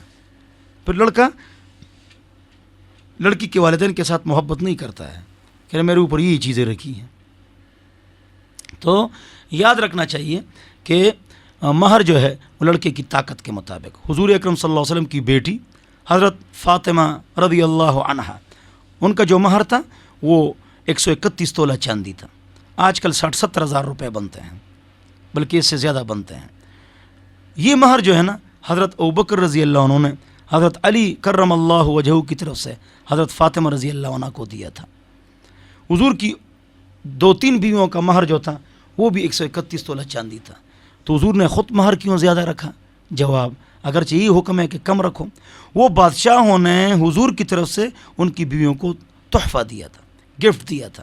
مہر جو ہے نا یہ کم سے کم ہونا چاہیے, اور لڑکے کو شرائط سے دبانا, اپنی بیٹی کو نہ بسانا ہے. لہٰذا ان باتوں سے بچنا چاہیے. لوگ کہتے ہیں ناچاکی کی صورت میں 5000 روپے ماہانہ, یہ غلط ہے. اگر لڑکی کو گھر سے نکالا جائے تو اس کا خرچہ جائز ہے, وہ ماہانہ جو لکھا ہوا ہے, اور جب گھر پر ہے تب بھی جائز ہے. لیکن اگر لڑکی خود چلی جائے اور ماہانہ خرچہ لکھا ہوا ہو تو پھر اس کا خرچہ شرعاً نہیں بنتا ہے. یہ تو بات مہر کی ہو گئی جو آپ کو بات سمجھ میں آ گئی. نکاح جو ہے یہ کس پر کر لو, یہ کہاں پر کر لو؟ مساجد. وجعلوها فی المساجد. نکاح مسجد میں کرو, دعوت جہاں بھی کر لو, چاہے روڈ کے اوپر ٹینٹ لگاؤ, چاہے میرج ہال میں کر لو, آپ کی مرضی ہے, اپنی طاقت اور قوت کے مطابق. شر الولیمہ, مسلم شریف کی روایت ہے, شریر ولیمہ ہے یدعا لها الاغنیاء ویترک الفقراء. فقیروں کو چھوڑا جائے, مالداروں کو بلایا جائے. یہ شریر ولیمہ ہے, شریر, غلط ولیمہ ہے. یاد رکھو, بعض باتیں آپ کو چبھیں گی لیکن چھپ جائے, شریعت تو بتانی چاہیے نا. یہ بھی شریعت آسان ہے اور آپ نے مشکل بنایا ہوا ہے. وہ یہ بات ہے کہ بارات کا کھانا شریعت میں نہیں. لڑکی والوں پر کھانا رکھنا یہ خلاف شریعت ہے اور یہ ظلم ہے. لڑکی والے دعوت کر رہے ہیں جی, کارڈ تقسیم کر رہے ہیں, فلانا میرج ہال, مقابلے ہوتے ہیں جی, کمپٹیشن ہو رہی ہے. یہ غلط ہے. ولیمہ سنت ہے, بارات کا کھانا نہیں ہے. یہ ختم کرو خدا را. اسی سے تو مطلب رشتے نہیں ہوتے ہیں. اکثر مجھ سے لوگ پوچھتے ہیں ہم رشتہ کرنا چاہتے ہیں لیکن ابھی ہم اس کے لیے برابر نہیں ہیں, سیٹ نہیں ہیں. کیوں؟ پیسے جمع کریں گے, زیورات بنانے ہیں, کپڑے سلوانے ہیں, میرج ہال کا خرچہ نکلوانا ہے. اپنی طاقت کے مطابق کر لو, بات ختم ہو گئی. اس میں جلدی کر لو تو برات کا کھانا شریعت میں نہیں ہے. لڑکے والے چلے گئے لڑکی کو لانے کے لیے، 10-12 افراد تھے، انہوں نے وہاں کھانا کھا لیا، جائز ہے۔ باقاعدہ کارڈ تقسیم کر کے میرج حال میں لڑکی والے دعوت کرے، اس کی 2 صورتیں، توجہ، ایک لڑکی والے اپنے خرچے سے کرے تو یہ مکروہ ہے، یہ کیا ہے؟ مکروہ ہے اور بہتر نہیں ہے۔ اور اگر لڑکی والے لڑکے والوں سے پیسے لے لے اور دعوت کرے، یہ گناہ کبیرہ ہے، یہ ناجائز ہے، یہ ٹیکس ہے، یہ گناہ ہے۔ ولیمہ سنت ہے وہ کرو، ان باتوں پر عمل کرو۔ اسی طرح مہندی جو ہے، مہندی پر خرچہ بھی زیادہ آتا ہے، اور اس میں جو فحاشی اور بے حیائی ہوتی ہے، اس سے بچنا چاہیے۔ مہندی بالکل نہ کرو، مسلمانوں سے میں کہوں گا مہندی نہ کرو، ہندوانہ رسوم نہ کرو، رسم و رواج سے بچو، سادگی پیدا کرو، ولیمہ کرو، نکاح کرو، وہ جائز ہے۔ ہاں، بطور لطیفہ کے اور شرعی مسئلہ بھی ہے۔ اگر آپ کہیں کہ بھائی ہم بڑے مالدار لوگ ہیں، بڑے مالدار ہیں جی، ہم نے تو بہت زیادہ خرچے کرنے ہیں، اور اس میں آتش بازی بھی کرنی، مہندی بھی اور بارات بھی اور فلانا بھی، پیسے جو ہیں، پیسے ہمارے پاس ہیں، وہ لوگ کیسے دیکھیں گے؟ میں آپ کو مشورہ دوں گا کہ آپ ایک کام کریں، دیکھو ولیمہ کریں نا، غریبوں کو بھی بہت بلائیں، مالداروں کو بھی، اور جو گیٹ سے باہر نکلے اس کو راڈو کی ایک گھڑی دے دو، یہ جائز ہے، یہ خرچہ کرو۔ اظہر بھائی ٹھیک ہے؟ جی بالکل، یہ بہترین بتایا جی آپ۔ تو ایک راڈو گھڑی ہر ایک کو دے دو، یا سیکو فائیو، 1 نمبر چینا والی نہیں، تو وہ جو ہے نا ان کو ایک دے دو، ہاں، اور ان کو کوئی آپ کے لیے گفٹ ہے، تو پوری دنیا آپ کی تعریف کرے گی۔ دکھلاوا اگر کرو تو گناہ ملے گا، اور اللہ کی رضا کے لیے جو باہر نکلے نا، آپ کے گیٹ سے باہر نکلے، ہیراڈو کی گھڑی آپ کو تحفہ۔ اگر آپ کے پاس کروڑپتی رپتی اور حلال ہے تب تو آپ یہ کام کریں نا، چلو یہ جائز ہے، میں فتویٰ دیتا ہوں کہ یہ جائز ہے، دے دو، بشرطیہ کہ آپ مالدار ہیں اور حلال ہے تو یہ جائز ہے۔ مہندی سے بچو، بارات کے کھانے سے بچو، آتش بازی سے بچو، اور پروگرام کرو تو اس میں مردوں کا الگ پروگرام ہو، عورتوں کا الگ پروگرام ہو۔ کیوں؟ ہم سکھ، عیسائی، یہودی نہیں ہیں، ہم مسلمان ہیں، ہم پاک لوگ ہیں۔ مردوں کا الگ پروگرام ہوگا، عورتوں کا الگ پروگرام ہوگا، اس بات کو سمجھنا چاہیے۔ لڑکا اور لڑکی کو بٹھا کر اس کو انگوٹھی پہناتے ہیں، تمام مرد عورتیں دیکھتے ہیں، یہ کیا بری بات ہے، اچھی بات نہیں ہے۔ غیرت، حیا، ناموس، یہ اسلام کے خلاف ہے۔ اللہ ہم سب کو سمجھ عطا فرمائے، ہر بات پر عمل کرو تو سکون ملے گا۔ جو باتیں آپ کو بتائی جا رہی نکاح کے حوالے سے، اور اگر یہ نہیں کرو گے نا، اب آپ نے سارے گناہ کر لیے، شادی خانہ آبادی نا، شادی خانہ بربادی، لڑائیاں شروع ہو گئی جی، اللہ کو ناراض کیا نا شادی میں، ہاں شادی میں اللہ کو ناراض کیا نا، اب اللہ بدلہ لے گا ایسا۔ مولوی صاحب کوئی تعویذ دے دو، ہاں کوئی وظیفہ بتاؤ، گھر میں بڑی لڑائیاں ہو رہی ہے۔ اگر میرے پاس کوئی آئے تو میں تو اس کی خبر لیتا ہوں کہ آپ نے شادی کیسے کی ہے، بتاؤ۔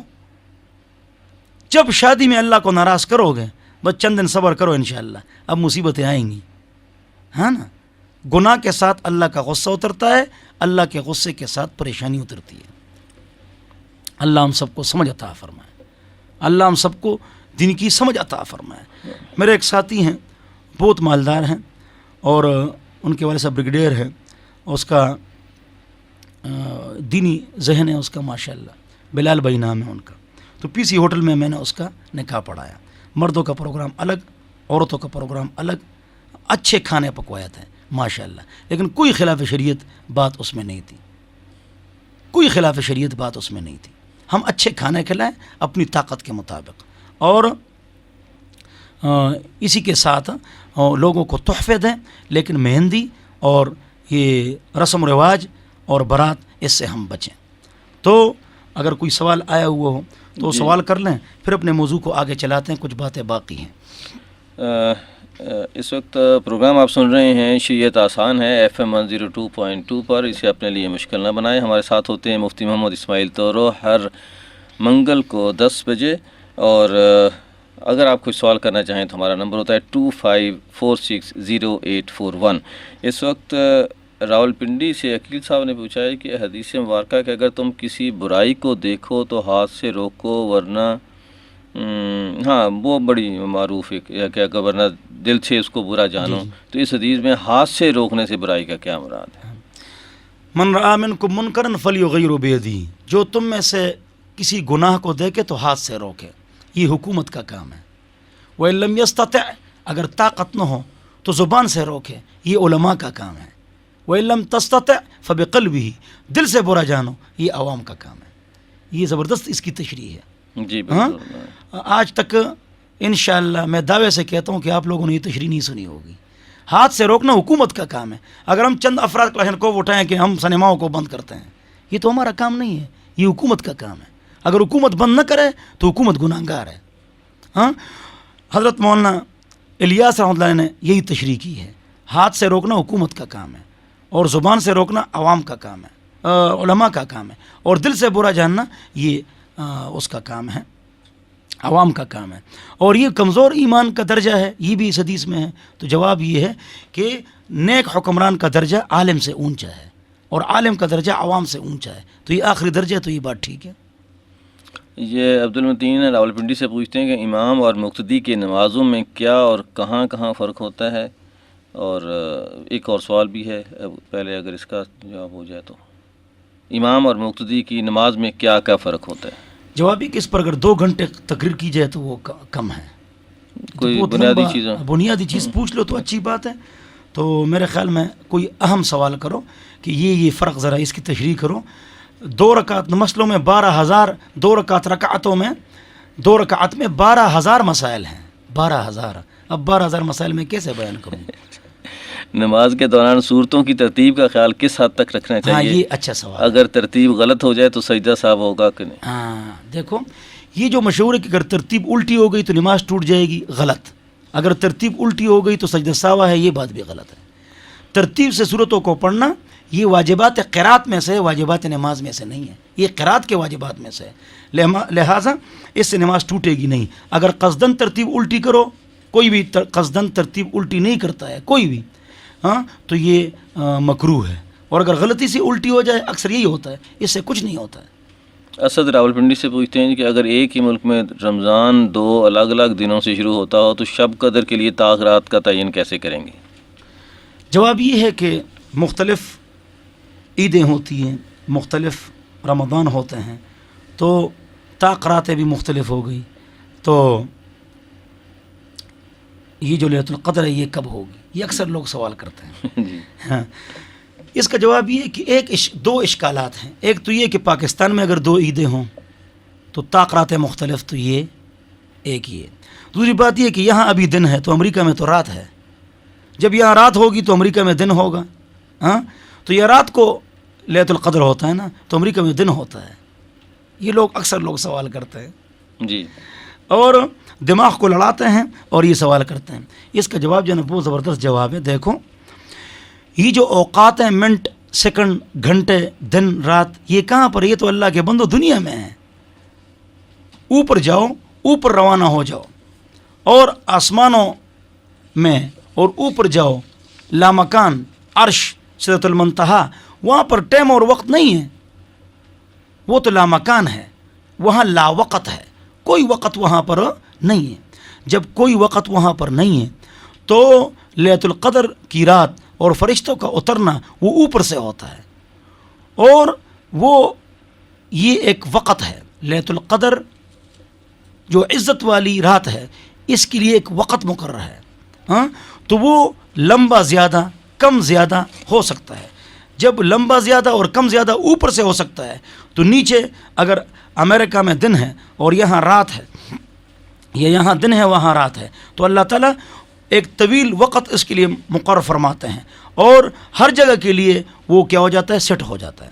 ہاں ایک بات اور ہے، وہ یہ ہے کہ کسی نے روزہ رکھ لیا بغیر ہلال کمیٹی کے فیصلے کے، یا جن علاقوں میں، جن ملکوں میں علماء کے بڑے بڑے جرگے ہوں اور حکومت کی طرف سے ان کو حوالہ ہو کہ آپ فیصلہ کر لیا کریں، ہاں تو ان کے فیصلے کے مطابق صحیح فیصلہ ہو گیا تو ان کی جو ہے نا جو لیلۃ القدر ہے وہ تو درست ہے. لیکن ایک گاؤں والوں نے روزہ رکھ لیا کسی اور ملک کے ساتھ، جس ملک کا مطلع اس ملک کے مطلع کے ساتھ نہیں ملتا ہے، تو یقیناً وہ غلطی پر ہیں اور ان کا لیلۃ القدر بھی ان سے خراب ہو گیا ہے. یہ وقاص پوچھتے ہیں جی اسلام آباد سے کہ لوگ کہتے ہیں کہ شب قدر کو درخت جھکے ہوتے ہیں، سفید روشنی ہوتی ہے، کتے نہیں بھونکتے، اس میں کتنی حقیقت ہے؟ پہلی بات تو یہ ہے، توجہ، جس رات لیلۃ القدر ہوگی، جس رات، اس رات آپ مغرب کی نماز پڑھیں گے؟ جی. عشاء کی نماز پڑھیں گے جی، تراویح پڑھ لیں گے، پھر آپ پوری رات سوتے رہے تو لیلۃ القدر تو کسی نہ کسی رات ہوگی نا ہوگی. آپ نماز پڑھیں گے اور 2 رکعت نفل بھی پڑھ لیں گے، تراویح پڑھ لیں گے. اب یاد رکھیے کہ اگر آپ سو گئے اور پوری رات سوتے رہے اور آپ کو کچھ نظر نہیں آیا تو لیلۃ القدر کا پورا ثواب آپ کو مل گیا، پورا ثواب آپ کو مل گیا. یہ نہیں کہ جب تک آپ کچھ روشنی اور ایسی چیزیں نہیں دیکھیں گے اس وقت لیلۃ القدر آپ نے نہیں دیکھی ہے، یہ بات غلط ہے. جہاں تک یہ کہ تمام درخت سجدے میں ہوتے ہیں تو یہ ضروری ہے کہ آپ نے بڑا اچھا سوال کیا ہے.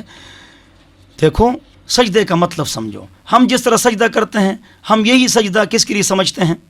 درخت کے لیے. تو یہ بھی نیچے پڑا ہوگا، ایسی بات نہیں ہے، بلکہ یہ ہے کہ وَإِن مِّن شَيْءٍ إِلَّا يُسَبِّحُ بِحَمْدِهِ. ہر چیز تسبیح کرتی ہے، ہر چیز چاہے جاندار ہے یا غیر جاندار ہے. حتیٰ کہ یہ لاؤڈ سپیکر بھی اور تپائی بھی تو ہم تو نہیں دیکھ رہے ہیں کہ یہ سبحان اللہ پڑھ رہی ہے چیزیں. جواب ان کی تسبیح اپنی شان کے مطابق ہے. اسی طرح سجدہ شان کے مطابق ہے. تمام چیزیں سجدہ ریز، اس کا مطلب یہی ہے کہ ان کی شان کے مطابق سجدہ. یہ بات غلط ہے اور بعض لوگوں نے یہ بات بھی اس سے نکالی ہے، اللہ معاف فرمائے، کہ ایک عورت رات کو اڑ گئی تو درخت جو ہے سجدے میں تھے تو اس نے اس کے ساتھ کٹا باندھ لیا. جب صبح ہو گئی تو درخت تو سجدے سے اڑ چکے تھے تو کٹا اوپر لگا ہوا تھا. یہ غلط بات ہے، یہ فضول بات ہے، اس طرح باتیں نہیں کرنی چاہیے. اور روشنی ہوتی ہے، یہ جو بڑے بڑے بزرگ اولیاء اللہ ہوتے ہیں یہ کشف کا معاملہ ہے، یہ ان کا مسئلہ ہے، یہ آپ کا مسئلہ نہیں ہے. آپ اپنی عبادت کریں ہر طاق رات میں، کوئی نہ کوئی لیلۃ القدر کی رات ہوگی، آپ کی بات اس میں ہو جائے گی، چاہے آپ پوری رات سوتے رہیں آپ کو پورا ثواب انشاءاللہ مل گیا ہے. پوری رات جگانا اس کو لازم سمجھنا درست نہیں ہے، جتنی طاقت ہو اتنی بات کرنی چاہیے. اچھا مفتی صاحب، ایک سوال جو ہے میرے ذہن میں آ رہا تھا کہ یہ رؤیت ہلال کے حوالے سے کہ ایک ہی ملک میں ایک جگہ چاند نظر آ رہا ہے، دوسرے ساتھ والے میں نظر نہیں آ رہا، تو کیا دونوں الگ الگ عیدیں اور روزہ شروع کر سکتے ہیں؟ پہلی بات تو یہاں سے شروع کریں گے کہ حضرت حسن بصری اللہ سے کسی نے پوچھا کہ اگر آدمی حالت احرام میں مکی کو مار دے تو کیا اس پر کوئی دم ہے؟ تو انہوں نے کہا، وہ سوال کرنے والا کوفے کا تھا، کہ کوفہ والو آپ نے اہل بیت 75 اہل بیت قتل کر دیے تو ان کا آپ نہیں پوچھ رہے ہیں اور مکی کا پوچھ رہے ہیں. تو ہم کو چاہیے کہ جو ہم گناہ کبیروں میں مبتلا ہے، تمام لوگوں سے گزارش ہے تو وہ لوگ جو ہیں وہ گناہ کبیروں کو چھوڑیں اور اللہ کے ساتھ مضبوط تعلق رکھیں. یہ میرے خیال میں میرے نزدیک یہ چھوٹی بات ہے. دیکھو شام میں عید ہے، مدینہ میں نہیں، مدینہ میں رمضان ہے، شام میں نہیں. اور یہ صحابہ کے زمانے میں حضرت عبداللہ ابن عباس کے غلام ابو قریب ان سے یہ بات مروی ہے. یہ ہو سکتا ہے یہ غلط فہمی کی بنا پر یا علماء کے فیصلے کی بنا پر آپ کو علماء کو اور دیندار طبقے کو گالیاں نہیں دینی چاہیے، بے عزتی نہیں کرنی چاہیے، زبان کو کنٹرول کرنی چاہیے. بہرحال یہ بات پکی ہے کہ اختلاف مطالع ہے. اس کا کیا مطلب ہے؟ اس کا مطلب یہ ہے کہ ہر جگہ کا مطلع الگ ہے. دیکھو ابھی ہمارا جنا دن ہے، امریکہ میں رات ہے، تو جب یہاں روزہ ہوگا امریکہ والے کیسے روزہ رکھ سکتے ہیں؟ وہاں تو رات ہے. لہذا جہاں پر ایک دن اور ایک رات کا فرق پڑتا ہے تو ان کا اور ہمارے درمیان روزے کا اختلاف اور عید کا اختلاف ہو سکتا ہے. لیکن جن کا مطلع ایک ہے تو ان کو چاہیے کہ ایک عید اور ایک روزہ ان کو رکھنا چاہیے کہ تمام عرب کے علماء اور ایشیا کے علماء یہ آپس میں مل بیٹھ جائیں اور ان کی ایک جو ہے نا آواز ہو، ایک سوچ ہو. اور یہ ہو سکتا ہے علماء نے، جدید علماء نے اور مفتیوں نے اس پر فتویٰ دیا ہے کہ جن کا مطلع ایک ہے تو وہ سب ایک جو نا روزہ رکھیں اور ایک ساتھ عید کریں، یہ درست ہے. جہاں تک تعلق ہے سرحد اور پنجاب کا کہ اس میں آپس میں اکثر اختلاف ہوتا ہے، الحمدللہ اس مرتبہ تو اختلاف نہیں ہوا ہے. اس مرتبہ اختلاف ہوتا ہے تو اس کے لیے بہت لوگوں نے بہت تجاویز دی ہیں. میرے سمجھ میں تو یہ بات آتی ہے میری سمجھ میں یہ بات آتی ہے کہ جامعۃ الرشید والے اس پر بہت اچھا کام کر رہے ہیں، کراچی والے ہمارے ساتھی، اور ہلال کمیٹی والے، اور یہ جو مابت خان مسجد جو ہے وہاں پر جو بڑا علماء کا جرگہ بیٹھتا ہے، ان تینوں کو ملا کر ان کے مختلف جو نا ان کی مختلف کمیٹیاں شہروں کے اعتبار سے بنا دی جائیں اور ان کا ایک امیر بنا دیا جائے اور پھر وہ فیصلہ کرے. یعنی ہماری ہلال کمیٹی بھی ہو، جامعۃ الرشید والی جو کمیٹی ہے وہ سب سے زیادہ مضبوط ہے. وہ ہر شہر میں، اگرچہ ان کے پاس حکومتی طاقت نہیں ہے، لیکن ہر شہر میں اپنے افراد وہ بٹھاتے ہیں، وہ ہوں. اور قاسم خان مسجد، محبت خان مسجد، ان کی جو بہت بڑی کمیٹی ہے علماء کی، یہ اکٹھے ہو جائیں اور پھر اتفاقی سطح پر یہ مختلف شہروں پر افراد بٹھائیں اور ایک اپنا سربراہ مقرر کریں اور وہ جو فیصلہ کرے تو کر لیں. میرے خیال میں یہ بہترین حل ہے، باقی اللہ جانتا ہے.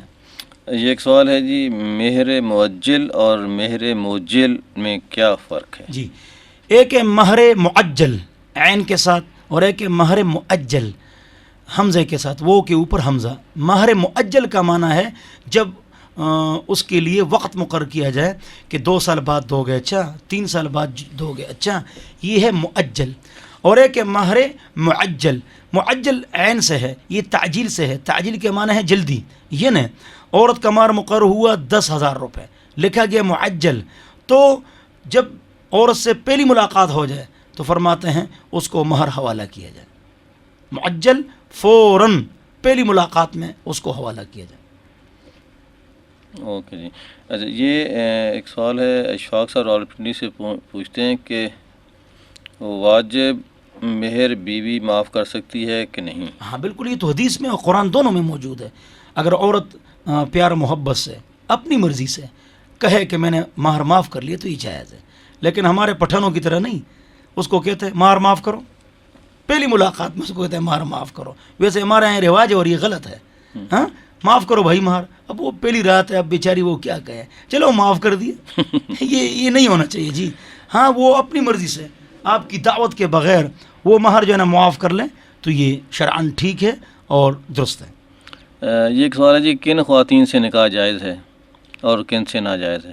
جواب یہ ہے کہ یہ تو میرے خیال میں ہر مسلمان کو یہ بات معلوم ہے کہ بیٹی کے ساتھ، بہن کے ساتھ، خالہ کے ساتھ، ماں کے ساتھ، ہاں، چوتھا پارہ آخری رکوع، 5واں پارہ پہلا صفحہ، اس میں یہ تمام لکھے ہوئے ہیں. میرے خیال میں ہر مسلمان کو یہ معلوم ہے. جی. اور یہ اسی پہ ہے کہ متعلقہ یعنی طلاق یافتہ اور بیوہ کی عدت میں کیا فرق ہے؟ میرے خیال میں آپ نے سوچا نہیں اور سوال کر لیا. دیکھو، یہ تفصیل سے ہم بتا چکے ہیں میرے محترم پیارے بھائی کہ اگر طلاق ہو جائے تو عدت 3 ماہواری ہے. کب؟ جب وہ حاملہ نہ ہو، 3 ماہواری ہے. اگر وہ حاملہ ہو تو پھر اس کی عدت جو ہے وہ جیسے ہی بچہ پیدا ہو جائے تو گویا کی عدت ختم ہو گئی. اور اگر وہ بیوہ ہو گئی تو اس کی عدت 4 مہینے 10 دن ہے.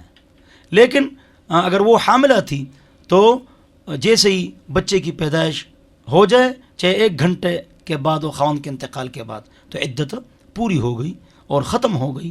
یہ تفصیل سے ہم نے یہ مسئلہ بیان کر دیا. ایک طلاق اور دوسری طلاق کے درمیان میں وقفہ کتنا ہونا چاہیے، یہ کچھ طے ہے یا؟ ہاں جی، سنت طریقہ یہ ہے کہ ہر طہر اور پاکی میں طلاق دو، حیض میں مت دو. اگر دے دی طلاق ہو گئی، بخاری شریف. لیکن پاکی میں طلاق دو. عبدالی طلاق آپ کب دے سکتے ہیں؟ 3 ماہواری کے اندر اندر. اگر 3 ماہواری گزر گئی پھر طلاق دوسری بھی نہیں دے سکتے ہو، بس وہ ایک پکی ہو گئی، اب نکاح کرنا پڑے گا. تو 3 ماہواری کے اندر اندر رجوع کر سکتے ہو. رجوع کر لیا، رجوع ہو گیا، اور اس میں طلاق بھی دے سکتے ہو. لیکن اگر عدت گزر گئی پھر اس کے بعد طلاق نہیں دے سکتے ہو. وہ اب آپ کی بیوی نہیں ہے تو اس کو طلاق نہیں دے سکتے ہو. اگرچہ 1 طلاق دے دی، عدت گزر گئی، وہ آپ کی بیوی نہیں، مطلب یہ کہ وہ دوسری شادی کر سکتی ہے. 1 طلاق کے بعد بھی اگر عدت گزر جائے تو وہ شادی کر سکتی ہے. مسئلہ غور سے سنا کرو، کہیں میں ایک مسئلہ نہ بتاؤں تم دوسرا نقل نہ کرو، یہ مشکل مسئلہ ہے. ہاں، تو 1 طلاق کے بعد اگر عدت گزر گئی تو اس کے بعد عورت دوسری شادی کر سکتی ہے. اگر یہ خاوند رکھنا چاہے اپنا خاوند پرانا والا تو وہ نیا نکاح کرنا پڑے گا اس کو. اوکے. اور ایک سوال تھا، کچھ شاید باتیں رہتی ہیں کہ ایک کو طلاق دے دی مثلاً تو وہ عورت جو ہے کسی بھی معاملے کی وجہ سے دے دی، نہیں تھے، میرا بات نہیں بن سکی، تو اس کے ساتھ کیا سلوک کرنا چاہیے؟ طلاق کے بعد طلاق مطلب جی مطلب طلاق تو دے دی، تو کیا بس اس کو بس کہے بھائی اب جاؤ گھر سے نکل جاؤ؟ ہاں، یہ بہت اہم سوال ہے۔ بات یہ ہے کہ جب اس کو طلاق دے دی تو 3 ماہواری تو آپ کے گھر میں گزارے گی اور خرچہ آپ پر ہے۔ 3 ماہواری کے بعد وہ جائے گی اپنے والدین کے گھر یا جہاں پر اس کو سہولت ہو وہاں جائے گی۔ وہاں جائے گی تو ساتھ تو بچے بھی لے جائے گی، تو 7 سال تک بچہ اور 9 سال تک بچی یہ والدہ کے پاس ہوں گے اور خرچہ خاوند کے اوپر ہوگا۔ 7 سال کے بعد بچہ، 9 سال کے بعد بچہ یہ والد کے پاس رہیں گے، اور بلوغ کے بعد بچوں کی ذمہ داری ہے والدہ کے پاس رہے یا والد کے پاس رہے، ان کو اختیاری کلی ہے، تو گھر سے نکالنا نہیں ہے، بلکہ خرچہ جو ہے اس کو دو گے 3 ماہواری خرچہ دو گے، یا اگر وہ حاملہ ہے تو پھر اگر 6 مہینے بچے کی پیدائش میں باقی ہے تو خرچہ شرعاً آپ کے اوپر مقرر ہے اور لازم ہے۔ اس وقت کچھ اور چیزیں، پروگرام کا وقت تو ہمارا ختم ہو چکا ہے، لیکن شاید 2 ایک چیزیں باقی تھیں تو ہم اس پہ بات کر لیتے ہیں۔ جی، ایک چیز جو ہے خلا ہے، یہ لڑکیاں عدالت میں جا کر خلا لے لیتی ہیں، تو یہ بہت ضروری مسئلہ ہے اور بہت اہم مسئلہ ہے، اور اس کو سمجھنا چاہیے اور اس کو آپ سمجھیں۔ خلا جو ہے یہ عورت اس کا مطالبہ کرتی ہے اور اس کے بدلے وہ پیسے دیتی ہے یا مہر معاف کراتی ہے۔ قرآن میں اس کا تذکرہ موجود ہے، آیت نمبر 229، فی مفتدت بھی، عورت فدیہ دے۔ مرد کے لیے وہ پیسے لینا جائز ہے ناجائز ہے؟ اگر مرد کی غلطی ہو تو عورت سے وہ پیسے لینا مکروہ ہے، اور اگر غلطی نہ ہو تو یہ پیسے حلال طیب ہے اور پاک ہے، ٹھیک ہے؟ تو خلا جو ہے عورت مطالبہ کر لے کہ مجھے خلا دے دو اور میں مہر معاف کرتی ہوں یا پیسے دیتی ہوں، اور مرد اس کو طلاق دے دے تو یہ جائز ہے۔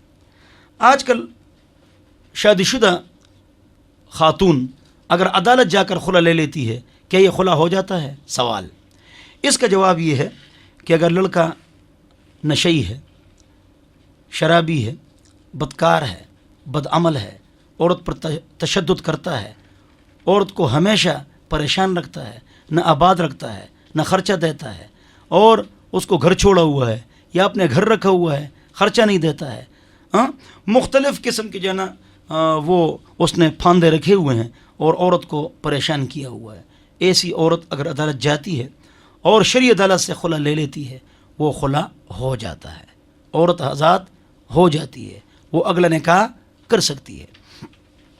لیکن ایک خاتون ہے، اس کے ساتھ خاوند بالکل ٹھیک ٹھاک ہے، خرچہ بھی صحیح ہے، سب کچھ صحیح ہے، پھر بھی عورت کہتی ہے کہ میں آپ کے پاس نہیں رہنا چاہتی، بالکل وہ ٹھیک ہے، وہ درست ہے، وہ صحیح ہے، لیکن عورت عدالت سے خلا لیتی ہے، یک طرفہ ڈگری، اس سے وہ عورت آزاد نہیں ہوتی جب تک خاوند کی اجازت نہ ہو۔ اللہ ہم سب کو سمجھ عطا فرمائے۔ اگلا مسئلہ جو ہے وہ 3 طلاقوں کا ہے۔ 3 طلاقوں کے مسئلے کو سمجھنا چاہیے۔ اگر ایک آدمی ایک مجلس میں 3 طلاقیں دیں تو وہ کتنی واقع ہوتی ہیں؟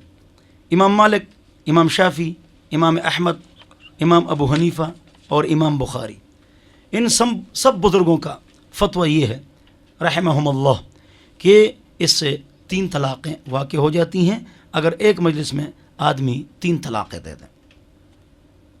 اور ابحاث ہیئت کبار العلماء، یہ ایک فقہی کونسل ہے جدہ میں، جس میں عرب کے بڑے بڑے مفتی بیٹھتے ہیں، ان کا بھی یہ فیصلہ ہے کہ 3 طلاقیں 3 ہی واقع ہوتی ہیں، اور یہی ہمارا موقف ہے اہل سنت والجماعت حنفی، کہ 3 طلاقیں 3 واقع ہوتی ہیں۔ امام بخاری رحمۃ اللہ نے بخاری شریف میں باب باندھا ہے، باب من اجاز الطلاق الثلاث، جو اپنی بیوی کو 3 طلاقیں دیں وہ 3 ہی واقع ہوتی ہیں۔ فتح الباری بخاری شریف کی شرح ہے، اس میں حضرت علامہ ابن حجر العسقلانی فرماتے ہیں کہ امام بخاری کا یہ موقف ہے کہ 3 طلاقیں 3 واقع ہوتی ہیں۔ عمدۃ القاری بخاری کی شرح علامہ عینی فرماتے ہیں امام بخاری کا مسلک یہی ہے کہ 3 طلاقیں 3 واقع ہوتی ہیں۔ تیسیر الباری اردو شرح بخاری کی، اس میں بھی یہ بات ہے کہ 3 طلاقیں 3 ہی واقع ہوتی ہیں۔ تفصیل سے دلائل دیتا ہوں۔ تو 3 طلاقیں جو ہے نا وہ 3 ہی واقع ہوتی ہیں، اور ان افراد کا موقف یہی ہے جو میں نے آپ کو بتا دیا۔ بعض حضرات فرماتے ہیں کہ 3 طلاقیں ایک مجلس میں ایک واقع ہوتی ہیں۔ ان کی دلیل رکانہ رضی اللہ عنہ کی روایت ہے کہ حضرت رکانہ رضی اللہ عنہ نے بیوی کو 3 طلاقیں دی۔ حضور اکرم صلی اللہ علیہ وسلم کے پاس آئے کہ میں نے ایک مجلس میں 3 طلاقیں دی ہیں۔ حضور اکرم صلی اللہ علیہ وسلم نے فرمایا کہ فتلک ہی واحدہ، اگر آپ نے 3 طلاقیں ایک مجلس میں دی ہیں تو یہ ایک ہو گئی۔ یہ ان کی دلیل ہے۔ جو حضرات یہ فرماتے ہیں کہ 3 طلاقیں ایک طلاق واقع ہوتی ہے، جواب یہ ہے کہ یہ حدیث جو ہے 3 صفحے آگے مسند احمد میں موجود ہے، جہاں پر یہ حدیث ہے اس میں تفصیل سے یہ حدیث موجود ہے۔ وہ اس طرح ہے کہ رکانہ رضی اللہ عنہ نے بیوی کو 3 طلاقیں دیں۔ حضور کے پاس آیا کہ میں نے بیوی کو 3 طلاقیں دی ہیں، لیکن یا رسول اللہ میرا ارادہ ایک طلاق کا تھا، میرا ارادہ ایک کا طلاق کا تھا۔ جیسے ایک آدمی بیوی کو ایک طلاق دے دے اور بار بار سنائے، دے دی اچھا سن لو سب کو بتاؤ، ہاں ایک طلاق دے دی، بار بار سناتا ہے۔ تو میرا ارادہ ایک طلاق کا تھا، دی میں نے 3، ارادہ میرا ایک طلاق کا تھا۔ حضور اکرم صلی اللہ علیہ وسلم نے فرمایا نہیں، قسم کھاؤ واللہ ما اردت الا واحدہ، قسم کھاؤ کہ آپ کا ارادہ ایک ہی کا تھا۔ حضور اکرم صلی اللہ علیہ وسلم نے فرمایا، ان سے قسم لی تو اس نے عرض کیا کہ ما اردت واللہ ما اردت الا واحدہ، خدا کی قسم میرا ایک کا ارادہ تھا۔ تو حضور نے فرمایا ایک ہو گئی۔ پوری حدیث میں نے آپ کو سنائی جس میں پورا قصہ موجود ہے کہ اس کا ارادہ کتنے کا تھا، ایک طلاق کا تھا، اور اس نے باقاعدہ مسجد نبوی میں اس پر قسم بھی کھا لی، تو نبی علیہ السلام نے اس کی بات مان لی۔ ابن عباس رضی اللہ عنہما سے روایت ہے کہ حضور صلی اللہ علیہ وسلم ابوبکر عمر کے 2 سالوں میں 3 طلاقوں کو ایک طلاق شمار کیا جاتا تھا، پھر بعد میں 3 طلاقوں کا فیصلہ ہوا کہ 3 طلاقیں شمار کی جائیں گی۔ جواب، اس کا تعلق تاکید والے مسئلے کے ساتھ ہے، جیسے کہ پچھلی حدیث میں بات آ گئی کہ اگر حضور اکرم صلی اللہ علیہ وسلم کو کوئی کہتا کہ میرا ارادہ ایک کا تھا تو حضور مانتے، ابوبکر کو کوئی کہتا کہ میرا ارادہ ایک کا تھا تو ابوبکر مانتے، عمر بھی 2 سال مانتے رضی اللہ عنہم۔ لیکن بعد میں لوگوں نے جھوٹ بولنا شروع کر دیا، دیتے تھے 3 کہتے تھے ایک کا، تو انہوں نے کہا نہیں 3 ہو گئی۔ بہرحال تو اس حدیث کا تعلق بھی کس کے ساتھ ہے؟ تاکید کے مسئلے کے ساتھ ہے کہ حضور ابوبکر تاکید والی بات مانتے تھے، پھر عمر نے یہ بات ماننی چھوڑ دی۔ آج بھی مفتی مانے گا، قاضی نہیں مانے گا۔ ہاں، تو یہ 2 دلائل تھے اور اس کے جوابات آپ کے سامنے آ گئے۔ بلکہ عبداللہ ابن عباس رضی اللہ عنہما سے روایت ہے ابو داؤد شریف میں، اور عبداللہ بن مسعود رضی اللہ عنہ سے روایت ہے، ابن عباس رضی اللہ عنہما کے پاس ایک آدمی آیا اور اس نے کہا انی طلقت امراتی 100 تطلیقۃ، میں نے بیوی کو 100 طلاقیں دی ہیں۔ تو اس نے کیا کہا؟ بانت من کا امراتوں کا والباقی اتخذت بها آیات اللہ ہزوا، آپ کی بیوی آپ سے جدا ہو گئی، باقی آپ نے دین کا مذاق اڑایا ہے۔ تو یہاں ابن عباس کہتے ہیں نا رضی اللہ عنہما کہ ایک طلاق ہو گئی، کیا کہا؟ آپ کی بیوی آپ سے جدا ہو گئی، باقی 97 جو آپ نے طلاقیں دی ہیں یہ آپ نے دین کا مذاق اڑایا ہے۔ یہی واقعہ ابن مسعود کا ہے، لیکن اس سے پوچھنے والے جو ہیں انہیں 200 طلاقیں دی تھی، تو انہیں جواب دیا بانت من کا امراتوں کا والباقی اتخذت بها آیات اللہ ہزوا۔ امام بخاری رحمۃ اللہ نے باب باندھا ہے کہ 3 طلاقیں 3 ہوتی ہے، باب من اجازت طلاق الثلاثہ یا باب من جوزت طلاق الثلاثہ، 2 نسخے ہیں۔ عمر عجلانی رضی اللہ عنہ کا بیوی کے ساتھ اختلاف ہوا اور لعان تک مسئلہ آیا، لعان ہو رہا تھا کہ لعان ہونے سے پہلے اس نے اسی ایک مجلس میں اپنی بیوی کو 3 طلاقیں دے دی، یہ انہوں نے نقل فرمایا۔ اسی طرح کا واقعہ فاطمہ بنت قیس کے ساتھ بھی ہوا ہے۔ بہرحال 3 طلاقیں ہیں اور اس پر 4 ائمہ اور امام بخاری کا اجماع ہے۔ تو یہ ہمارا موقف ہے۔ طلاق کے حوالے سے ہی میں نے بات کر لی، اور خلا کے بارے میں بات ہو گئی۔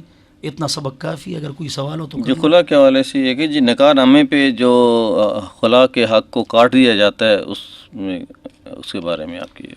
میرے خیال میں نکاح نامے میں خلا کا حق کاٹ دیا جاتا ہے، یہ بات غلط ہے۔